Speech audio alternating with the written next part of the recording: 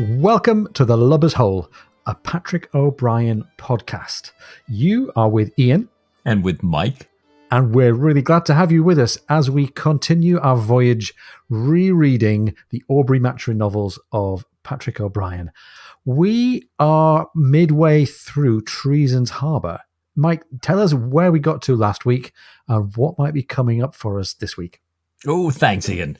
Well, last week, Jack got a new mission from Commander-in-Chief Ives. He's to sail on the Dromedary, march across the desert, take command of a merchant vessel with a troop of Turkish soldiers, capture a galley carrying 5,000 French purses that's on its way to the island of Mubarak. And then he's supposed to take that island before the French can fortify it and turn it into a frigate base. There's not a moment to lose as usual. He needs to get there by the 15th day of the moon. The Reverend Mr. Martin has joined the crew. Stephen sadly fell asleep, cracked his head wide open, but at least he has his diving bell along to console him here. We had a ship's dinner filled with poetry and a Ladies of Spain song fest that was joined in by Harabedian, the dragoman, the interpreter, right? And we got a chance to talk about sea shanties with Kimber's men. Yeah. So this time we have a sermon from Dear Mr. Martin. We reach our first destination. We get a little more poetical, have a ride across the desert, visit Africa, and learn about jinns and ghouls. Ooh, ooh, ooh. Oh, Mike, that's brilliant. It's almost like the jinns and the ghouls were right there with us in the room. That's amazing. Well, good. Great too much. So here we go. Mike, we had to wait, I think, 10 chapters for the Ionian mission to actually exist. Now, we're only 4 chapters in, and we've got some actual stuff to do, and Aubrey and his shipmates and followers and the crew of the Dromedary are off on their way. Not only that, they've made great time. They've made a fantastic landfall.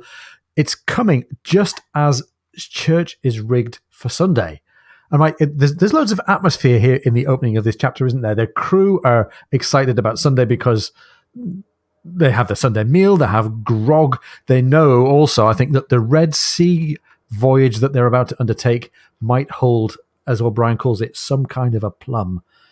And this good feeling, this excitement is felt by Jack as well. The book says Jack is full of the fine, bubbling excitement of his youth, now that he no longer has to urge the ship on, it says, by a continual effort of will and an unreasonable contraction of the stomach muscles. And calling this the feeling of his youth, I think, is a great thing for Jack, because he's been feeling old and decrepit and out of sorts from time to time, especially in the last couple of chapters, but I think, Mike, in the last few books, really. So him feeling young is great. He is, though, feeling a bit anxious that Mr. Martin appears not to be copying one of John Donne's old sermons, but he's preaching an original sermon. And Mike, we really get to savor Mr. Martin's sermon and all the things that he does and that O'Brien does with the text. The text is Ecclesiastes chapter 12, verse 8. Vanity of vanities, saith the preacher, all is vanity. And he starts out in terms that I think I'd be happy to hear if I was a crew member aboard the Surprise. He's talking about all the time that sailors spend sweeping ships and holy stoning the deck and swabbing and painting, even, he says, on the joyful Surprise, the most beautiful on the Mediterranean and the best sailor. And Mike, this is all getting good feels so far. These are all things that the crew are happy to smile at and nod along with. They really are. And even Stephen, who doesn't usually attend these services, he's up in the mizzen top. He was watching birds and he waited too long, so he doesn't leave. So he stays there, he listens in. But as this cleaning and cleaning goes on, he kind of wonders, where's Martin going with this sermon? So he lets his mind drift off to Diana. And he also thinks about that anonymous letter he got some time back about her supposed infidelity. And he thinks about how she reminds him of his grandfather's falcon, which he says was very gentle with those she liked, but wholly irreconcilable and indeed dangerous if she was offended. And he thinks to himself, I shall never offend Diana. And just as he does, the congregation booms out, Amen. We're getting more of this kind of switching of perspective, aren't we? Almost moment by moment, we go from Stephen's world to the crew's world and then back again. And then Martin's sermon is continuing. And now the mood starts to turn a little bit. Martin says, "Yet what is the end of all this polishing and scouring and painting at last? The shipbreaker's yard, that is the end. The ship is sold out of the service, and perhaps she spends some years as a merchantman." And I can almost feel the crew's chins hitting the floor as he utters this terrible curse word, merchantman. "But then, unless she founder or burn, she comes to the fatal yard, a mere hulk. Even the most beautiful ship, even the joyful surprise, ends as firewood and old iron." And Stephen gets to see straight away that the congregation turned from being mostly happy, especially the officers and the original surprisers, who all really love their former ship, into looking, it says, puzzled, grim, suspicious, and hostile. And it must have been pretty pronounced, because even Martin, in full sermonizing flow, notices the response, and he moves on quite quickly to talk about how men spend themselves lots of time taking care of themselves, indulging in a bit of vanity. And he says, "Yet it's all to no end, to inevitable defeat at last, to final defeat, and perhaps drivelling imbecility by way of decrepitude." And now I think Jack's buzz is completely destroyed at this point. We've taken Jack straight back to chapter 2 of this book. "By way of decrepitude, if not to an early death, then to old age and loss of health, loss of friends, loss of all comforts, when body and mind were least able to stand it, the unbearable separation of husband and wife, and all ineluctable, the necessary common lot. No surprise in this world, ultimate defeat and death being the only certainty. No surprise. Above all, no joyful surprise." And I'm thinking, he was flying high with his first 25 words, and now I'm sure Jack is pretty much ready to step up and do him mischief. And I'm pretty sure most of the crew are ready to come and put him in a sack and throw him over the side. No joyful surprise. And let's not issue too many spoilers, but he's looking ahead to what might become of ships in general and to the surprise in particular. This is not a nice kind of premonition for the crew. And it's funny, Mike, that a couple of chapters ago we had Jack attracting sort of mild wry looks from the crew of the Dromedary on their own quarterdeck, and as he was sort of dissing the diving bell and dissing the reputation of Edmund Halley in a way. But now it's somebody else committing an even greater false step and getting even more wrath from the onlookers. So nice little bit of symmetry there. There is. And I like that. And we've got a little symmetry as we're reading this. We're actually in the season of Lent. And we know this Ecclesiastes 12:8 verse is one where we find it's from that area where we've got that, sort of dust to dust of Lent. And it has been a theme for Jack, but at least he gets to be the one who's mad, not that people are mad at him at the moment. But in the midst of this, Martin kind of, a little stuck here looking at everybody, and the lookout calls land find on the starboard bow. And so Martin gets to quickly move on and tries to make his point, which I think is what he was ultimately trying to get to, that a man, unlike a ship, has, he says, an immortal part, which will live on with perpetual cleansing and maintenance, leading to a joyful surprise. However, neglect... Good save. Very good save. Yeah, that's right. But then, and it's like he's trying to pay his debt back to Jack here. He says, however, neglect, thoughtless insobriety, and incontinence must end in everlasting death. But he's completely lost his congregation. So he just quickly brings the service to an end. So tell us a bit more about the text there. This line from Ecclesiastes. Have we got this reference right here? Yeah. And I think I just said a bit about it right before this, but this Ecclesiastes 12:18, in the New International Version would say meaningless, says the teacher. Everything is meaningless, meaning, kind of all the things of this world are meaningless. It's where we get this phrase dust to dust here that we have, especially in this Lenten season. But the prior 7 verses, it's kind of, a lot of, as you said, Ian, kind of what's been going on in Jack's life, what we saw with Hartley and everything. It's basically find God while you're young before all of the fun goes out of life and everyone dies. And we're all sort of mourning or dying here. So, yeah, there is a bit more in here. Wow, it's pretty deep. And as you say, it's a core theme for Jack in general throughout the books, and especially in these last couple of books. Right, right. Well put. Yeah. Yeah. So they've made this great landfall. It's interrupted the divine service. They've made this great landfall. Jack very graciously congratulates Captain Allen, the master of the dromedary, on making such a great landfall. We learn that there's an odd cloud up ahead, and it's a bunch of birds. So we have something enticing for Stephen and Mr. Martin to pay attention to later on. And he goes into detail. He says, "I have a joyful surprise for you, Stephen. Mr. Allen tells me there are countless waterfowl over the silted-up Pelusian mouth." "My dear," said Stephen, "I am perfectly aware of it. The extremity of the delta is famous throughout the Christian world as the haunt of the purple gallinule, to say nothing of 1,000 other wonders of creation, and as I am perfectly aware that you will hurry me away from it at once without the least remorse, as you have done so often before, indeed, I wonder at your being so unfeeling as to mention the place at all." "Not really without remorse," said Jack. And he goes on to point out that there is indeed not a moment to lose. They have to be off Mubara well before the full moon. And he carries the whole moral authority, I think, not only of his orders, but also of the kind of piratical intentions of the ship and him. However, he says, if their mission is successful, he's going to give Stephen and Mr. Martin plenty of time for bird watching here and in the Red Sea. I hope they get as many purple gallinules and wonders of creation as they possibly can. But this is Patrick O'Brien, so let's wait and see. Right, right. Well, speaking of that piratical intent, Jack goes on to ask Stephen what Turks mean by a purse. And then he realizes what his share, if they capture a galley with a 5,000 purse prize, that this means that all his troubles at home go away. And it actually goes a long way to restoring his fortune. So he's pretty excited about this. And he asks Stephen, what does he think the odds of success are? And Stephen really can't say, but he does say, on the one hand, it's very unlikely we're going to take the enemy by surprise. There's been far too much talk about this. However, there is this new element about the French's deal with the ruler on Mubara, coming to fortify the port, this whole new treasure. And he thinks that Mr. Pocock, who credited that intelligence, is no fool. And Jack, says, yeah, I thought exactly the same thing. There are still joyful surprises in this world, whatever Mr. Martin may say. I've known dozens of them.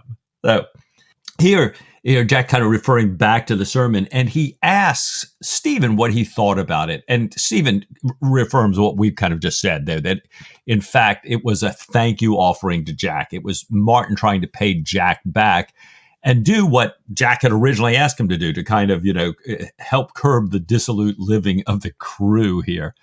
And while Jack appreciates that intent, he says to Stephen that the hands are out of temper, and Mr. Mowat is furious. It's because Mowat thinks they'll never spend any time prettying the deck again or minding the paintwork, that it's been preached out as a vanity and something leading to the knacker's yard. And Stephen is quite certain that Martin would have made his meaning clearer if he'd not been interrupted.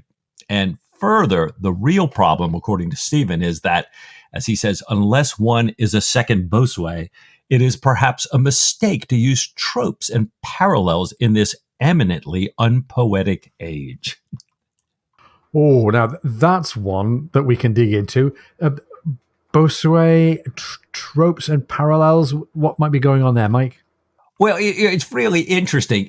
On the one hand, this may be O'Brien who's a great user of tropes and parallels, talking about the general book reading audience of his and perhaps our unpoetical age. So, and then why does he pick out Bossuet? This is a French bishop and theologian. He is renowned for his sermons, and many people consider him to be one of the most brilliant orators of all time. But if you look a little bit further into Bossuet, we've been having all these discussions about philosophy in this book, and Rousseau and the rights of man. Well, Bossuet happens to be the guy who really developed the modern philosophical and theological position of the divine right of kings. And sadly, this is kind of hammered over a lot of people's heads, but they miss a little bit of Bossuet's nuance here. So, Bossuet said, in theory, any government that's legally formed expresses the will of God. Its authority is sacred. Rebellion against it is a crime. But the other side of the coin is he emphasized the dreadful responsibility of the sovereign, that the sovereign is to behave as God's image, govern subjects like a good father, remain unaffected by their power. So, we've got this Bosway usage, we've got the philosophy, we've got this thing going on. But being O'Brien, we don't have to dig too deep into the Bosway reference. And in case you're tempted to say, I don't get that, we got Jack to save us. What does Jack do with all of this, Ian? Well, Jack does, as Jack often does, he turns it into a joke, and he kind of flips back to Stephen's point about this being an unpoetical age. And he says, well, not so hellfire unpoetical as all that, brother. Rowan came out with as fine a thing as I ever heard only this very morning before we rigged church. He and the second mate were looking at the 6-pounders, and he said, "O ye mortal engines, whose rude throats the immortal Jove's dread clamours counterfeit." Capital. Capital, said Stephen, nodding gravely. I doubt if Shakespeare could have done much better. Of late, he says, I had noticed a very vicious tendency in those two young men, a tendency to indulge in barefaced theft. And of course, the quote about, "Oh, ye mortal engines," is Rowan, the typically unpoetical one, exactly right, stealing the line directly from Shakespeare. It's from Othello, Act 3, Scene 3. It's Othello himself. And O'Brien, who's setting up Jack's Bosway joke, digs us in even deeper, because this scene, that this exact speech in which Othello's reacting to being tricked into believing his wife has been unfaithful to him is a real great echo of another plot that's lingering in these books for Stephen. And Stephen had been thinking about that this morning. But anyhow, the joke continues. Jack empties his glass. "And now I come to think of it," he says, "perhaps you may be mistaken about tropes and parallels too. I caught the allusion directly, and I said to Alan, 'He means the thunder, I believe.' 'Yes,' says Alan, 'I smoked it at once.'" "Smoked it at once," repeated Jack, smiling pleasantly as the possibility of a brilliant play on the words cannon and smoke hovered in his mind. And Mike, this is what always happens. A joke hovers in somewhere in the in the presence of Jack Aubrey's mind. Quite often doesn't make it to the front of the mind without some kind of injury, though. Even as he turned the matter over, it says, it was eclipsed by an even better thing. "Perhaps Rowan is a second Bosway," he said. His deep, fruity, intensely amused laugh filled the cabin, filled the after part of the dromedary, and echoed forward. He went scarlet in the face and redder still. Killick and Stephen stood looking at him, grinning in spite of themselves until his breath was gone and reduced to a wheeze. He wiped his eyes and stood up, still murmuring, "A second Bosway. Oh, Lord." So, Mike, what's going on here? Help us out with this pun that Jack is setting himself up for. Well, it's just, I mean, O'Brien is so amazing. We can just dig in deeper and deeper and deeper. We've got these allusions to philosophy, to infidelity, Bosway, Othello. But we have to stop and ask ourselves, why does Jack find this so funny? And, Stephen would say, this is just another vile clench. Actually, he wouldn't say it yet because that's in the next book. Sorry. It's just one of Jack's bad puns. And perhaps it is just that. Bosway, the master of the poetical, was himself a canon, that is to say, a priest. Yeah. And now Rowan, who's used Shakespeare's line, is a second canon in this line about the canons and the poetical reference to canons. So now I guess we would say, do we smoke it? And I think this has puzzled people for a really long time. But in fact, O'Brien, as he so often does, has set us up for this. He got us ready for it back on Gozo. When Jack introduced the post captains, right? He was about to make a pun about their names. And then O'Brien says he remembered recently learning that an officer's father was a canon of Windsor, that is to say, a priest. And he had flashed out a remark to the effect that no one could be more welcome aboard a ship that prided herself upon her artillery practice than the son of a gun. Now, do we smoke it, right? Only to find the officer receive it coldly with no more than a pinched obligatory smile. And of course, he set it up with the whole thing with Alan right before this, with the cannon and the thunder and everything. So we might once again not quite find it so funny, but at least we can see into why Jack is. And I got to shout a shout out to Gary Sim and Don Seltzer from a 2002 conversation that they had on the gun room of hmssurprise.org. That's the one that helped us smoke this. Thank you, Don and Gary. Oh, great work. Great work. Thanks, Mike. And thank you to Gary and thank you to Don. And by the way, I'll just take us back to Othello for a minute. We could also, just for fun, point out that Othello's problems with infidelity are all started out by Iago, who's a passed-over lieutenant in the midst of a military action with the Turks. And here, Rowan is the second lieutenant with Turks aboard the ship. And maybe you could say this all feels like a scene from the movie A Beautiful Mind, with all of the strings that O'Brien set up here, connecting everything to everything else. And if you don't like that reference, then reflect that in 2001, the Oscar-winning Best Picture, A Beautiful Mind, had a main character, John Nash, played by dum dum dum Russell Crowe. Mike, there are wheels within wheels within wheels here. I love it. Absolutely love it. Fantastic. Well, they head up on deck right after dinner as they're slowly pulling into land. And Stephen and Mr. Martin are very excited about what they might see stepping off the ship here. And everyone is maintaining this usual silence as they listen to the leadsman call out the depths as, it's getting shallower and shallower. But then there's this loud, cheerful hooting from over the side, and Stephen looks down, and Harabedian is playing and swimming in the water. He's swimming strongly, keeping up with the ship. He's diving under the ship onto the other side, then back, and it's driving Jack crazy. So he orders Harabedian back on board. He wants the silence. So they drop the anchor, salute the fort there, and they're met now with silence. There's no acknowledgement. And Jack is terribly affronted, not personally, but on behalf of the Royal Navy. So he sends Mowat and Harabedian ashore to find out what in the world they're thinking of. And the fort finally offers a very weak salute, and a few men run out to meet this boat, the gig coming in from the Dromedary. And there's a worried civilian Egyptian official who returns on the gig with him. And Jack orders some coffee, but is reminded that their guests can't drink until after sunset. And the Egyptian says that, in fact, they did not expect the Dromedary until after Ramadan. So not to worry, the civilians are all ready. They've got pack animals and supplies. They're ready for this march, but the military officers are not. Murad Bey, the Turkish commanding officer, is an hour or two away in Katya at the mosque. His second in command is off on a holy retreat, and that second in command has the key to the powder magazine, so they couldn't fire the cannons until they went to all the men, got their powder horns, and got enough powder together to load a cannon. The odabashi, who he describes as a brutal soldier, a janissary of about the rank of a bosun, is currently in command, but he can't leave his post without the Bey's order. So Jack realizes he's going to have to go ashore. He'll have to ride to Katya to tell Murad Bey that they've arrived and try to get things moving, because he wants to get hiking on the way to Suez, crossing that desert.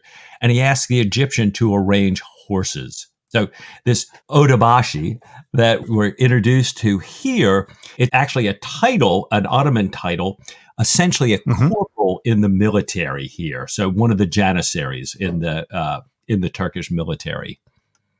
Okay.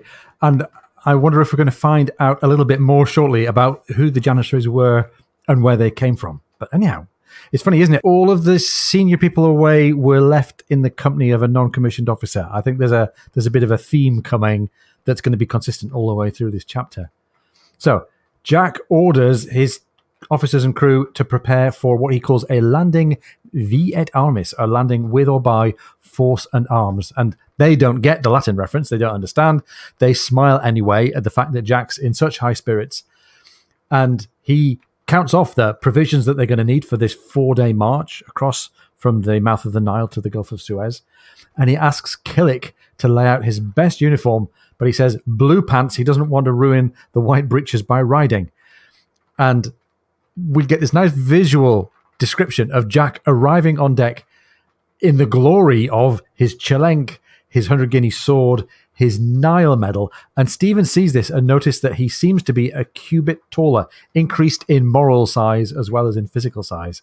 And Mike, we've had this description of Jack as sort of expanded and enhanced by the prospect of action and the prospect of, conduct and glory ever since the beginning of Master and Commander, and it's really paying off for him here.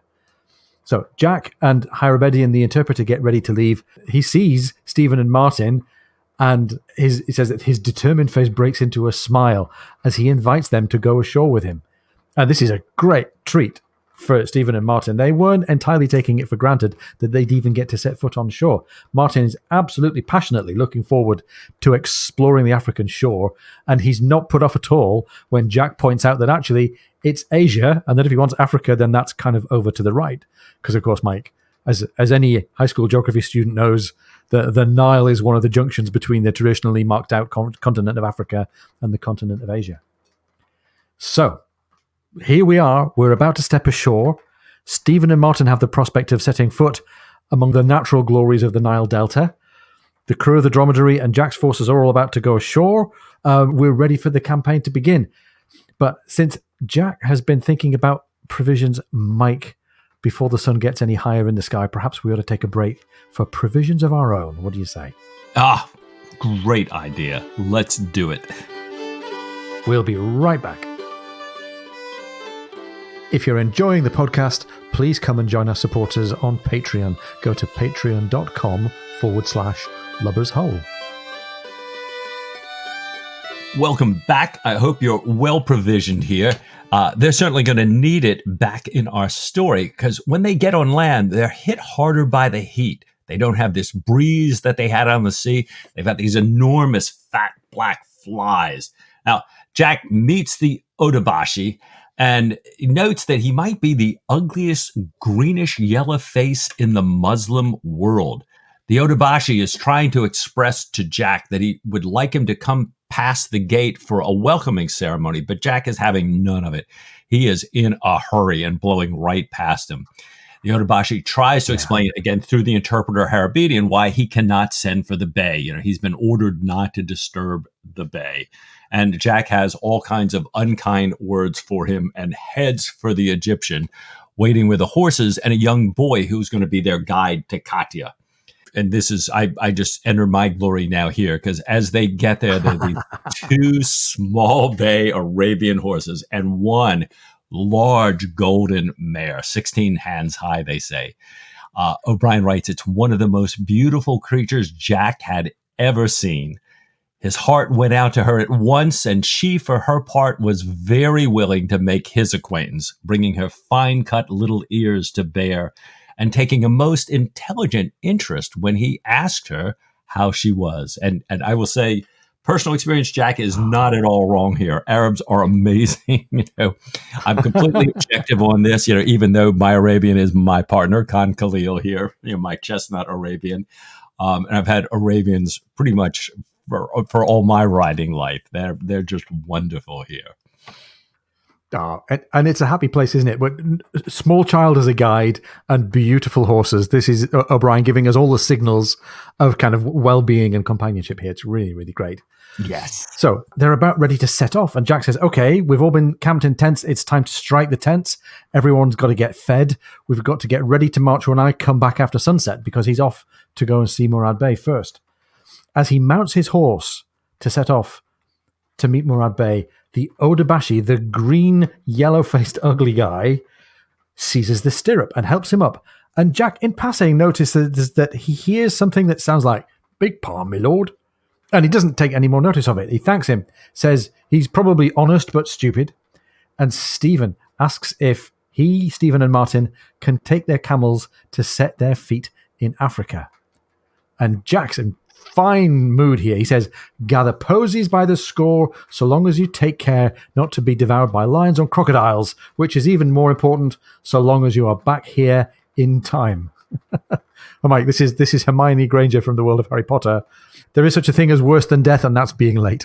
Right. That's right. So off they go. They head off around the Bedouin encampment. Jack's very, very happy with the conduct of this horse. He says that the mare holds her head up and whinnies. And out from the encampment comes a gross figure in a dirty nightshirt and a long grey beard. Waves, and she whinnies again, looking steadfastly at him. And the boy explains, with Harbedian interpreting, that this gross figure in the dirty nightshirt is the heaviest man in the northern wilderness, and the horse is his.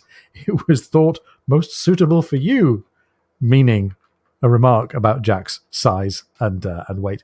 And Jack thinks, well, there's nothing like candor. He's absolutely not in a mood to be insulted. And Jack asks the mare to carry him to Katia just an hour or two, and he'll bring her right back to the fat man. He's certain that she understands, and off she starts moving out. He's amazed, it says, at how easily she carries him as if he were a child. The boy had gone ahead, and the mare seems to fly across the desert when Jack lets her. He says, having given her head, the horse galloped faster than Jack had ever known, with this same effortless, even perfection. And this is nice for Jack because he's enjoying being aboard a horse that's in fine shape and galloping in this beautifully smooth stride. And also, he's getting some breeze. He's getting cooled down for what must be the first time in days. He says he had never felt such a good rider. In fact, never had he ridden so well. And the horse, not even breathing hard at this point, and Jack inquires what her name is. He discovers that her name is Yamina, and wonders to himself that maybe if they are successful and he can tempt the owner with wealth, he'll buy her and have the Aubrey kids learn to ride on board Yamina, and thinks she could even reconcile Sophie with horses. And Mike, we learn that Yamina is an Arabic name for girls that means blessed or bringer of blessings. And that sounds like it's an echo of your experience with Arabians.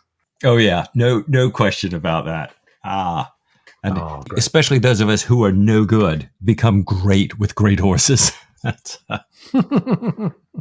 Jack's riding along and it gets into a bit of a reverie. He's thinking in his mind that how much he just now longs for his mission's success with his whole being. And he's thinking that even though he turned the French out of Marga, he really credits that to luck and to his Turkish and Albanian allies.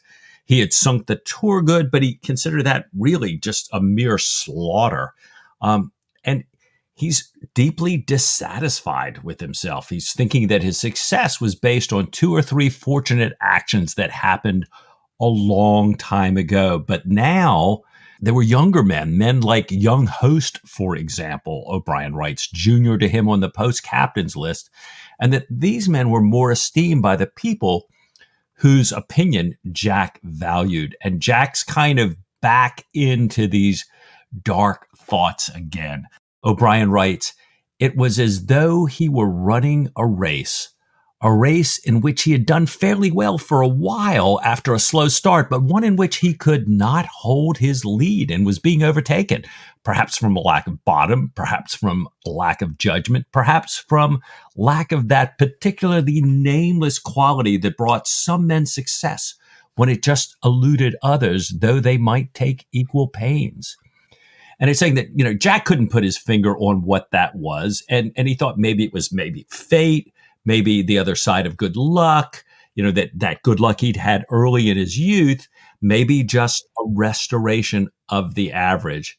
But O'Brien writes, but there were other days when he felt that his profound uneasiness was an undeniable proof of the false existence.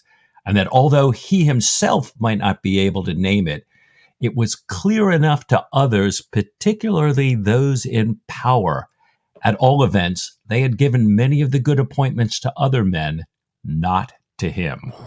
He's been in this kind of self-doubting frame of mind a few times before, hasn't he, Mike? And he's also been in this frame of mind thinking about race metaphors and horse riding metaphors as well. So this is familiar territory, but it's really nagging away at him. It's not something that he finds it easy to shake off, the idea that his luck and his conduct and his character are sort of deserting him somehow. And he's got all these ongoing nagging doubts. This reference to young Host, Mike, I think was actually also mentioned in Desolation Island for having fighting spirit. This is a guy called Sir William Host, who was, we learn, a brilliant young protege of Nelson, which sounds a lot like Cochrane and therefore sounds a lot like Aubrey. was made post in 1804, which is about the same time that Jack, in his real timeline, was made post, and served under Sir Sidney Smith in the Mediterranean Squadron. And Marga in the Ionian mission, we think might be modelled after one of Host's own victories. So well done, Anthony Gary Brown in the Patrick O'Brien Muster book, for picking some of these insights out for us. And Mike, it's another fascinating example, isn't it, of Patrick O'Brien pulling out life episodes and also characteristics of a real-life serving officer and personifying them in Jack Aubrey. And it adds all this kind of depth and reality to Jack. I got to say, I hear echoes as well of the character of Cochrane, this kind of restless ambition and maybe even tinged with a bit of paranoia that if he doesn't look out, at some point he's going to drift away and be less esteemed than the other people around him. Yeah, very much so. And I love this way that O'Brien picks these things out of the lives of these real life captains, but then references them as characters in the story, just to say, this is not a sleight of hand. I'm being very clear, very transparent about where this comes from. I just love that. Yeah, it's great. So, in due course, they arrive at Katia. Yamina has carried Jack across the dunes, and they ride slowly past a rubbish heap, and two different kinds of vultures fly up, and Jack asks what they are. Pharaoh's hens and sons of filth is how they're described by the boy who guides them. I hope the doctor sees them, says Jack. He loves a singular bird, whatever its parentage. And I think we're invited to wander for a minute about just what spectacular, rare, and exotic creatures Stephen and Martin are encountering, but we'll come back to them in a moment. They go to a fine coffee house with men smoking hookahs, and the boy goes to tell Murad Bey that they're there. And since they're sitting waiting, Harabedian says, since you're only Christians, you can eat and drink. And Jack doesn't want to be uncivil. He doesn't want to vex the Bey, who's fasting because it's Ramadan. And Mike, we get another bit of Patrick O'Brien Turcophilia here. We meet Murad Bey. He comes straight in and shakes Jack's hand in the European manner. He reminds Jack of Sihan Bey. And again, we get this appellation of somebody being a candid, straightforward Turk, the kind of person that Jack Aubrey likes to do business with, and that Patrick O'Brien, I think, clearly admires as well. Yeah. Not as we often hear about the devious, the Oriental style of negotiation. It's not one of those. It's one of the ones he loves here. Absolutely.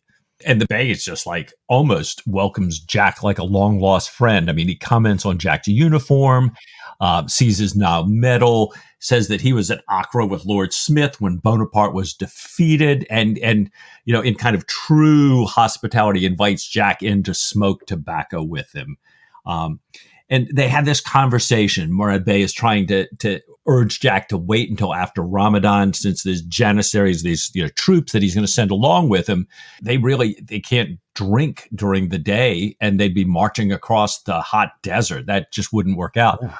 Jack says, nope, he plans to march at night because there's not a moment to be lost. And the Bey loves his kind of youthful enthusiasm, and he agrees, okay, that being the case, I'll ride straight back with you. Let's grab a little something to eat because I've been fasting all day once it's time. And then I'll get the odabashi, have him pick some troops, and they'll be ready to go with you tonight. But we'll be sure to have him pick men who are not afraid of spirits or night demons, since the desert is full of them. So they're still talking about Accra. We've had this reference to Accra and to Sidney Smith before, and we found yet another character that wants to chat to Jack about the old days with Sir Sidney Smith.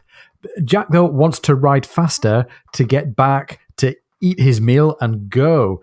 The desert that had seemed to be deserted on the ride over now seems to teem with life. And we've got this reference to spirits or night demons a couple of sentences ago, still ringing in our ears as we read about all the dark creatures crossing the desert landscape in front of them. There's a fat serpent that makes Jack's horse rear up.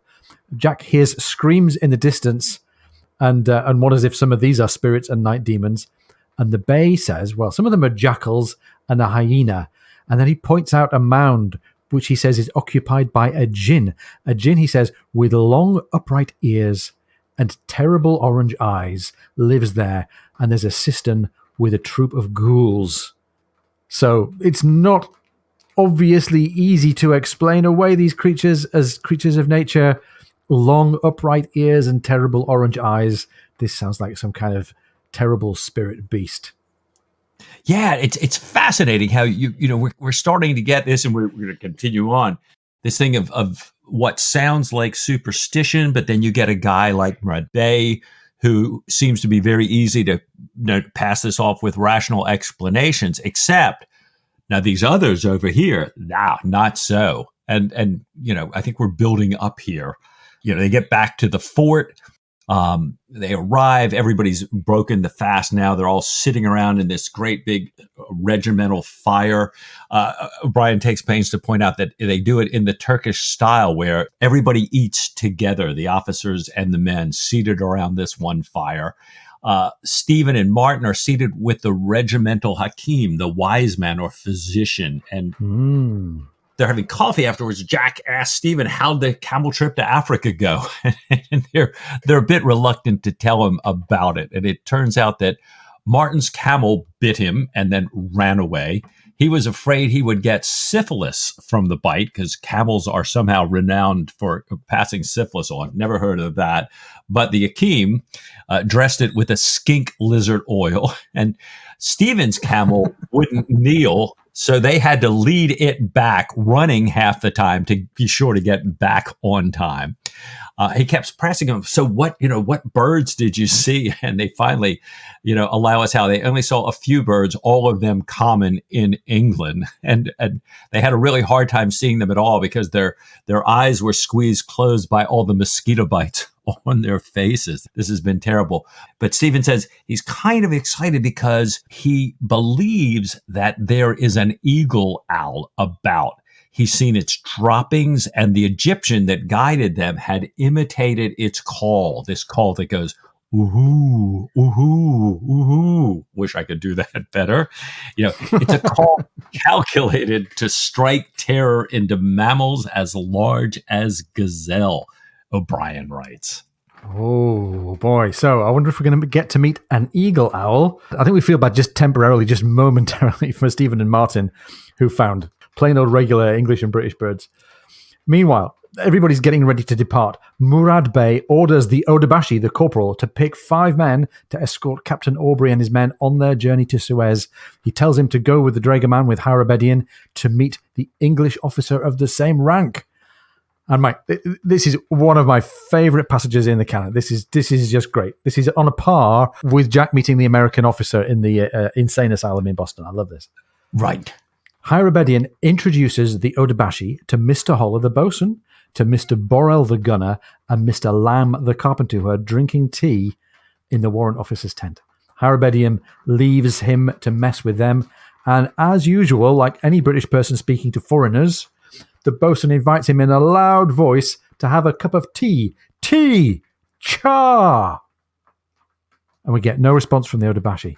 The bosun comments that he looks more like an ape than a human. And then suddenly we get the odabashi springs to life. Ape! Cried the odabashi, stung out of his shyness. You can put that where the monkey put the nuts. You ain't no oil painting yourself neither. Stunned silence. The bosun asks if the odabashi speaks English.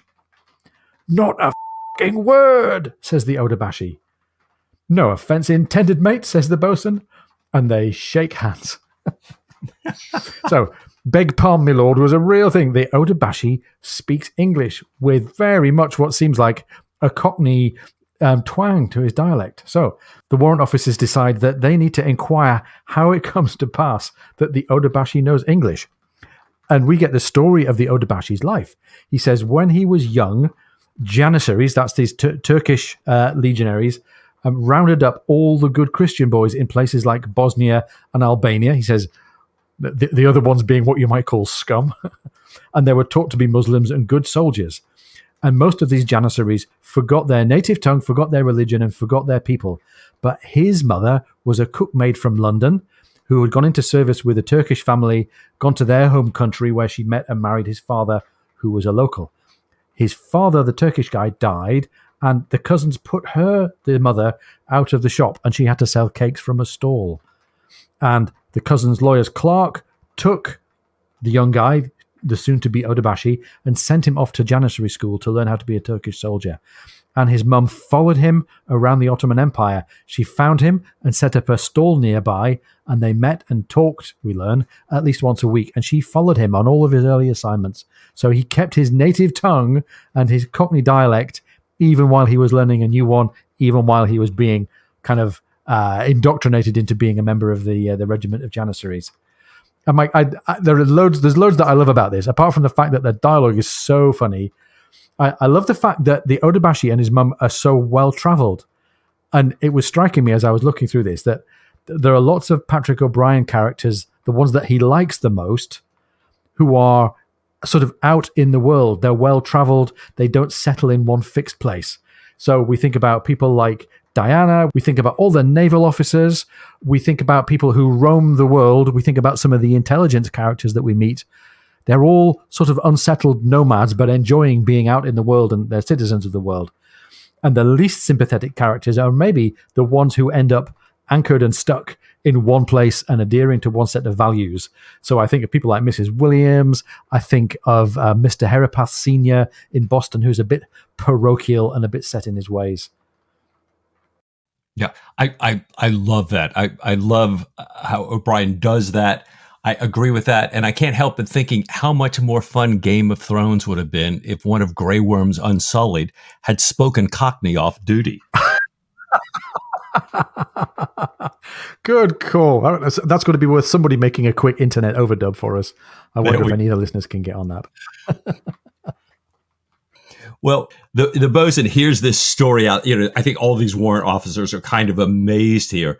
And the bosun's speculating maybe they sent the odabashi here because of his English. And the odabashi says, well, if that's true, he'd rather have his tongue cut out because he hates being in the countryside. He really prefers the city. And they go through this long list of, is it lions and tigers? No, it's none of that. He doesn't like jinns and ghouls. And they don't know what they are. And he's trying to explain it. And he finally says, well, they're kind of like fairies, but they don't really believe in fairies. And he says, well, you better believe in this.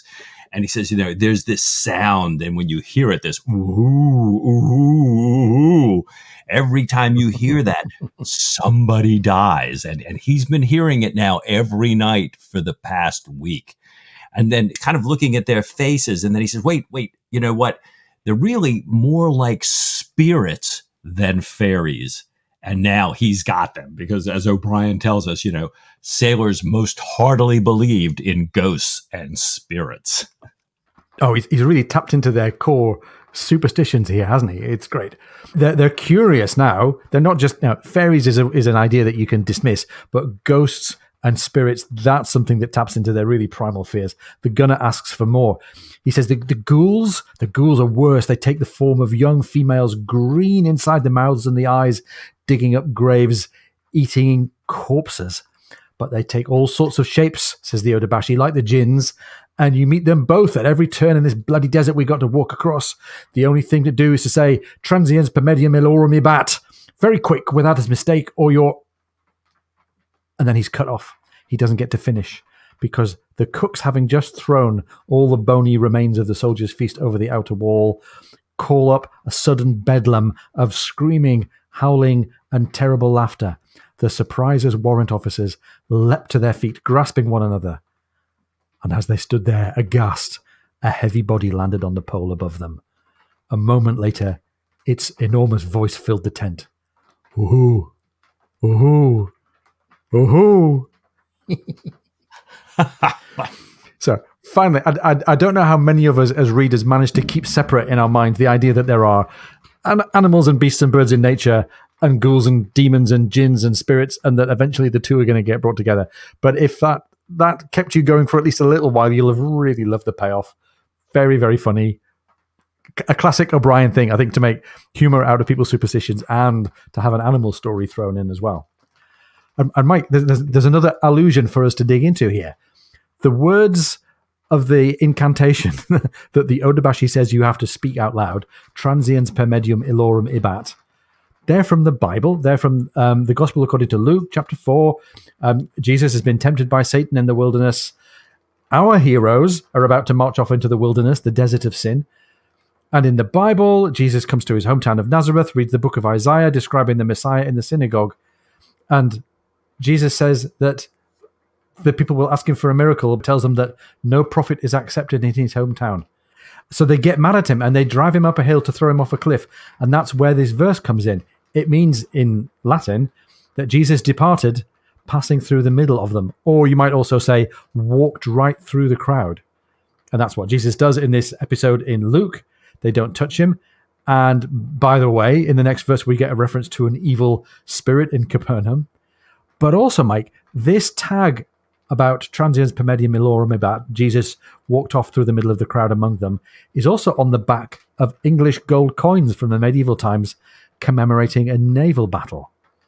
The noble was an English gold coin. It was first produced in quantity during the reign of King Edward III, so we're talking about the 1300s, the 14th century.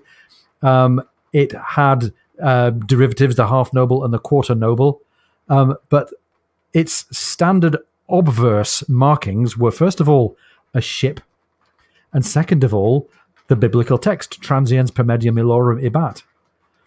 And the image of the ship and the biblical text are both meant to commemorate Edward III's victory at the Battle of Sluis in 1340, which was a naval battle. So it's amazing. You just dig a little tiny layer after a little tiny layer, and we get connections to things that make sense in terms of all the biblical and classical allusions, and they make sense in terms of the naval history, and they make sense in terms of, you can imagine an ancient gold coin having been kind of to be found and to be exchanged in markets in early 19th century Turkey. You can just about imagine that somebody might have seen an English gold coin, and that these very ancient, very important prophetic words on the back of the coin are somehow then associated with an incantation to ward off evil spirits. Oh, it's great stuff. I love it. I do love it. And it would have been perfect for O'Brien to end the chapter right here with his ooh, ooh, ooh, and everybody wrapped up around each other. But that's not the last voice we hear in chapter 5. Chapter 5 ends saying, a frozen silence inside the tent and a startled silence outside followed the last ooh. And in this silence, they heard a still larger voice cry, strike that tent up forward there. Do you hear me? Where's the bosun? Pass the word for the bosun. Mr. Mowat, the first party may light its lantern and stand by to move off. So the last voice we hear is Jack, ready to march into the desert.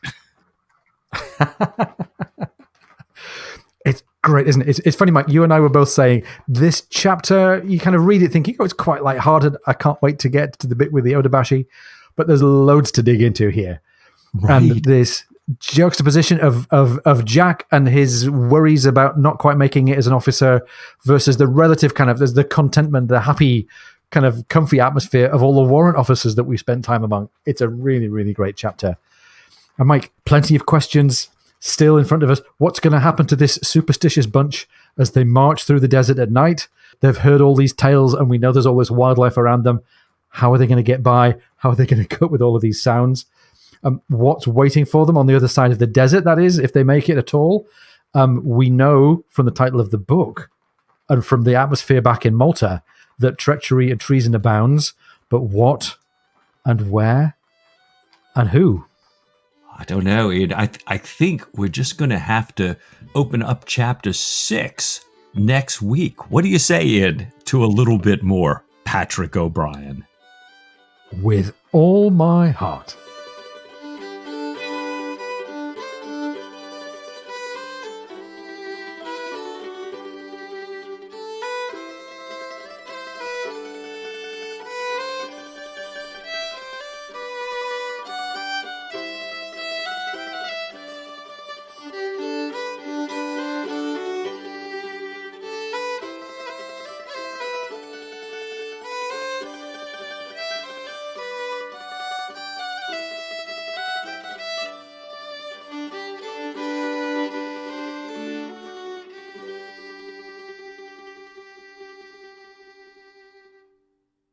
Ooh, ooh, ooh.